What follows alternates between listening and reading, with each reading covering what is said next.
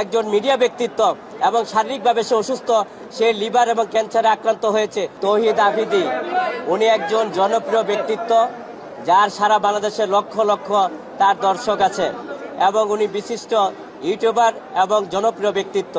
আজকে ওনাকে যাত্রাবাড়ি থানার একটা মামলায় গ্রেপ্তার করে 7 দিন রিমান্ড চাওয়া হয়েছে। আমরা বিজ্ঞ আদালতের রিমান্ড বাতিল সহ আমরা জামিন চেয়েছি। আমরা বিজ্ঞ আদালতে বলেছি যে তৌহিদ আফ্রিদি একজন মিডিয়া ব্যক্তিত্ব এবং শারীরিকভাবে সে অসুস্থ, সে লিভার এবং ক্যান্সারে আক্রান্ত হয়েছে। মহামান্য হাইকোর্ট ডিভিশনের আপনি ডিভিশনের সুস্পষ্ট আছে, যদি কোনো ব্যক্তি অসুস্থ হয়, মহিলা হয়, প্রতিবন্ধী হয় এবং তাহলে তার রিমান্ড দেওয়া যাবে না। এবং তার যে অসুস্থতার সমস্ত কাগজপত্র আমরা ফিরিস্তাকে বিজ্ঞ আদালতে দিয়েছি, কিন্তু বিজ্ঞ আদালত অত্যন্ত ধৈর্য সহকারে, মনোযোগ সহকারে সেগুলো দেখেছেন।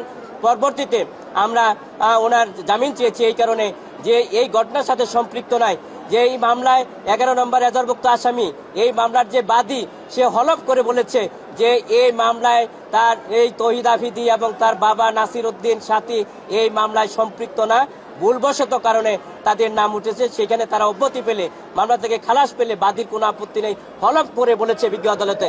সুতরাং এই হলফ করার মামলা দেওয়ার পরে বাদীর এই আদালতে নিয়ম অনুযায়ী আছে কিনা, দেখেন বাদী যেহেতু মামলায় সে হলফ করে, হলফ যে কোনো মুহূর্তে করতে পারে এবং বিজ্ঞ আদালতে সেটা দিতে পারে, তার আইনগত ক্ষমতা আছে এবং সেই জন্যই সে হলফ করে বিজ্ঞ আদালতে স্টেটমেন্ট দিয়েছেন যে আজকে যে মাই টিভির চেয়ারম্যান নাসির উদ্দিন সাথী এবং তার ছেলে তৌহিদ আফ্রিদি এই ঘটনার সাথে সম্পৃক্ত না, কোনো না কোনো কারণে ভুলবশত এই মামলায় তারা সম্পৃক্ত হয়েছেন। তার পরবর্তীতে এই মামলা টিকতেই পারে না, কিন্তু আমরা বিজ্ঞ আদালতে সেই সাবমিশনগুলো বলেছি।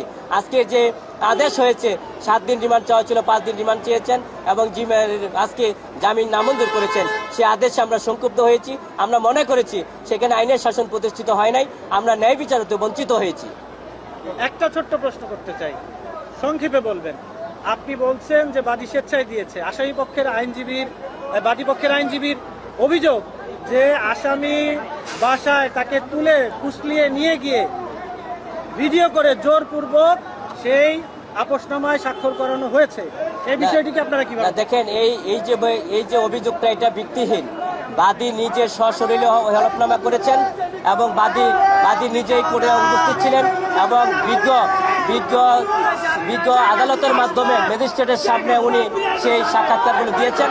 সুতরাং এই যে অভিযোগটা, এই অভিযোগটা সম্পূর্ণ ভিত্তিহীন এবং উদ্দেশ্য প্রণোদিতভাবে করা হয়েছে। সম্পূর্ণভাবে বাদী স্বেচ্ছায় এই বক্তব্যগুলো দিয়েছেন, হলফনামা দিয়েছেন এবং তার স্টেটমেন্টগুলো দিয়েছেন বিজ্ঞ আদালতে। সুতরাং এখানে ভুল বোঝাবুঝির কোনো অবকাশ নেই এবং বলা যাবে না যে এটা বাদী দিয়েছে না, এটা বলা যাবে না। এই অভিযোগটা সম্পূর্ণ ভিত্তিহীন এবং উদ্দেশ্য প্রণোদিতভাবে